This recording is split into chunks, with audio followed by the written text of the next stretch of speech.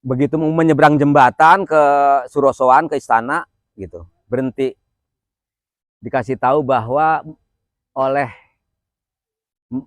Pangeran Muda menyetop Anda, tidak boleh melakukan perjalanan ke sini. Lah kalau sudah disetop oleh Pangeran Muda kan dia yang berkuasa. Pangeran Muda walaupun 9 tahun. Padahal yang ngomong bukan dia. Iya.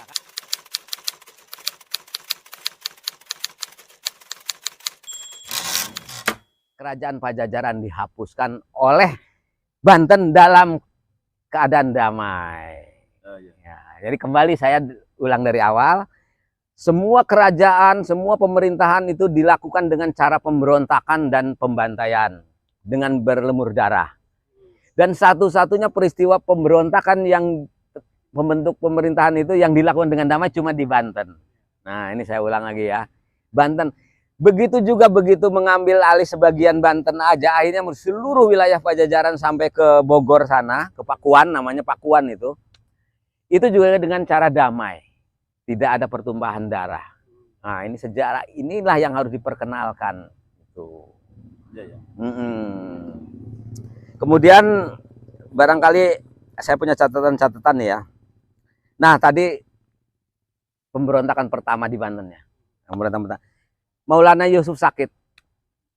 Setelah itu nggak lama meninggal, tahun 1580 meninggal. Ketika Maulana Yusuf sakit, anaknya itu masih berumur 9 tahun. Bernama Maulana Muhammad, nanti dinobatkan menjadi Raja Banten Maulana Muhammad. Masih berumur 9 tahun. Kemudian adiknya yang mengikut dengan bibinya di Jepara, Arya Jepara, makanya disebut Pangeran Arya Jepara, membawa pasukan besar ke Banten ya, dengan tujuan untuk menjenguk Maulana Yusuf yang sedang sakit. Nah, tetapi kenapa dia harus membawa pasukan besar yang dipimpin oleh Ki Demang, takut salah ya, saya harus baca ya, Ki Demang Laksamana namanya. Kenapa mau nengok saudara ke Banten harus bawa pasukan dan ditempatkan di luar tembok Kesultanan, namanya Pagebangan, Pak. Saya juga nyari-nyari temboknya mana, udah pada hilang. Jadi tembok dulu Banten punya tembok benteng. Pas Pagebangan itu yang pasar rel itu. Ya, di situ ditempatkan pasukan besar. Kita kan sudah curiga, ngapain dia nengok bawa pasukan, ya kan? Ditempatkan jauh lagi, disumputin. Ternyata Pangeran Arya Jepara itu kan masih adiknya Maulana Yusuf. Iya. Mempunyai maksud tersendiri untuk merebut kekuasaan di Banten dengan cara mendekatilah semua penggawa-penggawa bahwa sambil menunggu ini Pangeran Muda tuh menjadi dewasa, saya dululah yang megang pemerintahan gitu. Nanti setelah dewasa saya serahkan lagi gitu. Padahal belum tentu, kalaupun iya, tetapi disepakati oleh para penggawa. Masuk akal, Pak. Mungkin pikiran dia, oh masuk akal ya. Kalau begitu, ini pamannya kok. Oh udahlah. Ya, ada kadi itu Hakim Agung. Hadir di situ. Hakim Agung tidak setuju. Jadi dipanggillah semua ini yang apa namanya, nama-namanya itu yang dipanggil itu, ini biar nggak salah ya, saya baca nih. Putra mahkotanya itu Ki Suraji, Senopati Pontang, Dipati Jayanegara, Ki Waduaji, dan Ki Wijamanggala gitu. Dipanggil oleh itu, sini nyumput lah sini belakang ya. Ingat katanya pesan dari bapaknya itu apa, bahwa harus selalu sesuai aturan lah gitu, harus sesuai aturan siapa yang dinobat menjadi raja gitu kan.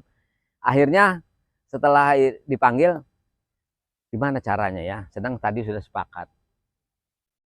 Arya Jepara dinobatkan sebagai, akhirnya dibuatlah sebagai sandiwara.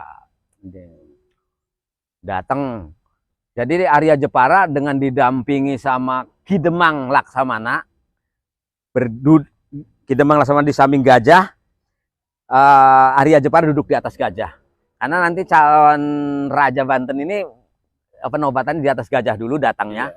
Datangnya baru ke batu itu, ke batu penoban. Duduk di atas gajah, dia senang kan, saya udah diterima nih nobat. Padahal itu satu sandiwara untuk penolakan secara halus biar tidak terjadi pertumpahan darah. Iya.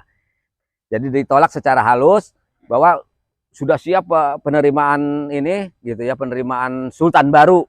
Ya, raja baru lah, belum sultan ya. Raja baru pengganti Maulana Yusuf.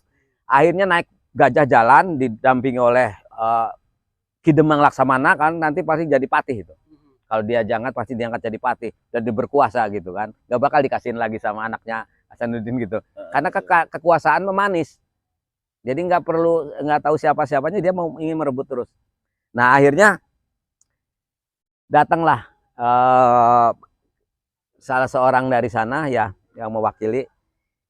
Begitu mau menyeberang jembatan ke Surosoan, ke istana gitu, berhenti, dikasih tahu bahwa oleh pangeran muda menyetop Anda, tidak boleh melakukan perjalanan ke sini. Lah kalau sudah disetop oleh pangeran muda, kan dia yang berkuasa. Pangeran muda walaupun 9 tahun, padahal yang ngomong bukan dia. Iya kan, orang aja lari ke sana kan, ngasih tahu. Padahal dia duduk doang, dia mah duduk di atas singgasana doang kan, orangnya kecil, digendong-gendong sama Mangkubumi Jaya Negara, digendong-gendong ya. Nah, akhirnya menyadari Arya Jepara itu bahwa ini ada tipuan belaka. Nah, tipuan belaka. Dia sudah siap pasukannya yang di Pagebangan tadi. Ya. Terjadilah pertempuran besar-besaran. Itulah pertempuran pertama terbesar di Banten. Itu jadi Banten itu damainya hanya Hasanuddin, Maulana Yusuf. Dari Maulana Yusuf belum meninggal, sudah terjadi pertempuran. Sebelumnya? Iya, pas ini. Pas diangkatnya anaknya yang umur 9 tahun, Maulana Muhammad. Itu. Sudah terjadi pertempuran perebutan kekuasaan. Dan ini terus berlanjut ya. Bahkan ada istilah perang pailir sekali.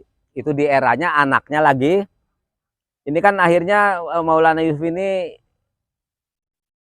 menjadi tokoh yang pemberani sampai perang ke Palembang dan gugur di Palembang ya. Kemudian mungkin disingkat aja gugur.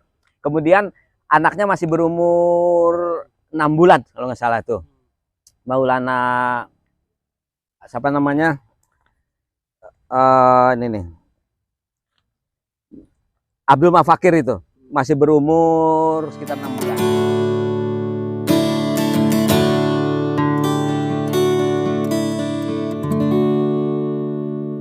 9 Juli 1888. Kenapa itu penting diangkat? Karena yang pemberontakan itu sebetulnya untuk menciptakan stabilitas ekonomi, stabilitas negara dan sebagainya. Itu sebetulnya. Dan itu sejarah itu seperti itu perjalanannya gitu. Kalau sekarang orang teriak-teriak itu mah provokasi namanya. Ya, artinya kita itu dulu tuh orang-orang hebat semua. Kalau sekarang kita jadi orang yang cengeng, kayaknya nggak pantas orang Indonesia itu. Nah, jadi kita kembali ke Abdul Mafakir ya. Akhirnya bapaknya itu Maulana Muhammad gugur di Palembang gitu. Itu juga